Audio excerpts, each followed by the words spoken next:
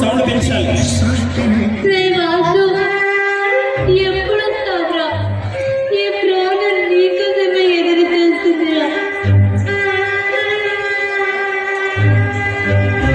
Sound పెంచాలి.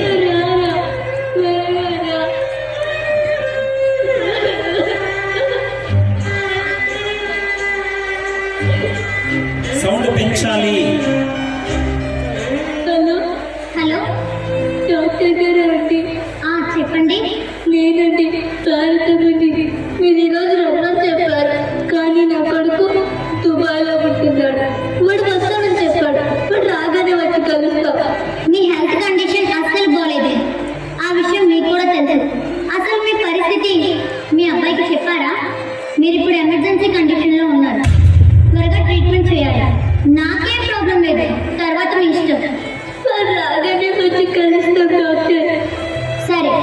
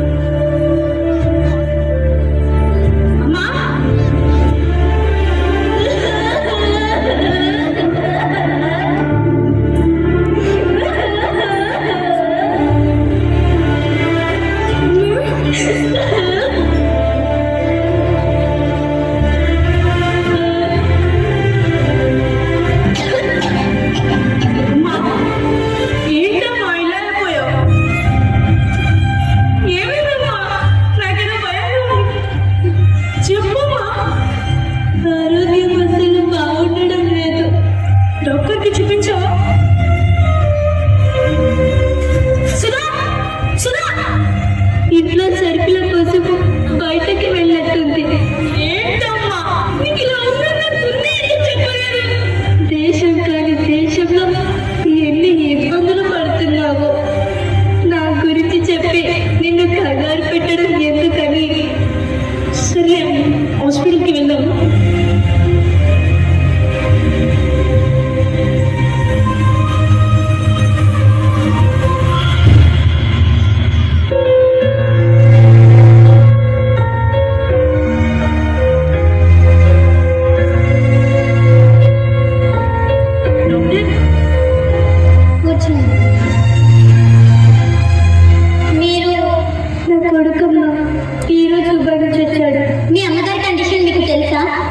ఉద్యోగాలు డ్యూటీలు ఇంపార్టెంటే కాదనట్లేదు, కానీ కుటుంబం కూడా ఇంపార్టెంటే కదా. మీరు వచ్చే వరకు ప్రాణం ఆగుతుందా? కొంచెం కూడా రెస్పాన్సిబిలిటీ లేకపోతే ఎలా అండి? సారీ, నిజంగా నాకు తెలియదు డాక్టర్. తెలిసి నెగ్లెక్ట్ చేసేవాడిని.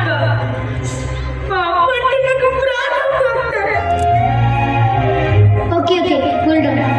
మా అమ్మగారు మీరు కాస్త బయట వచ్చింది.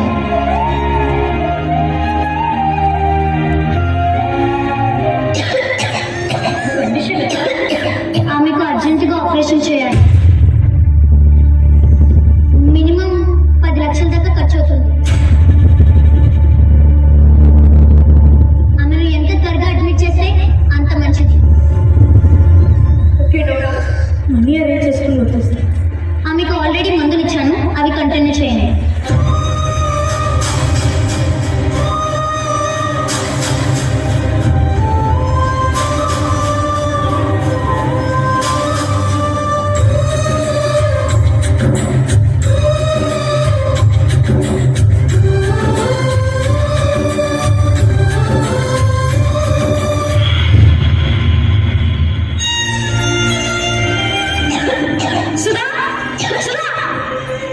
ఇంతసేపు అయిందండి వచ్చి. అమ్మకు ఆరోగ్యం బాగాలేదు, నాకెందుకు చెప్పలేదు? నిన్నే అడిగాను. నెల నెల డబ్బులు పంపిస్తున్నాను. ఏం చేస్తున్నావు? ఇల్లు అమ్మేస్తా అంటున్నారు, అది తెలుసు. ఆ విషయం మీకు కూడా చెప్పాను. మనమే కనుక్కుందామన్నారు, అందుకే డబ్బులు జాగ్రత్త చేస్తున్నాం. అమ్మ కంటే నాకు ఏది ఎక్కువ కాదు. ముందు బ్యాంకుకి వెళ్ళి మొత్తం డబ్బు తీసుకురా. అమ్మ ఆపరేషన్కి కట్టాలి.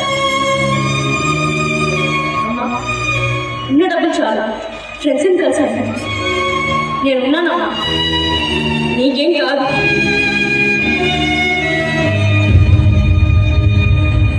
బాధపడకమ్మా. నాకు ఇలా ఆరోగ్యం బాగాలేదని తెలిసేసరికి వాడు అలా కంగారు పడుతున్నాడు అంతే.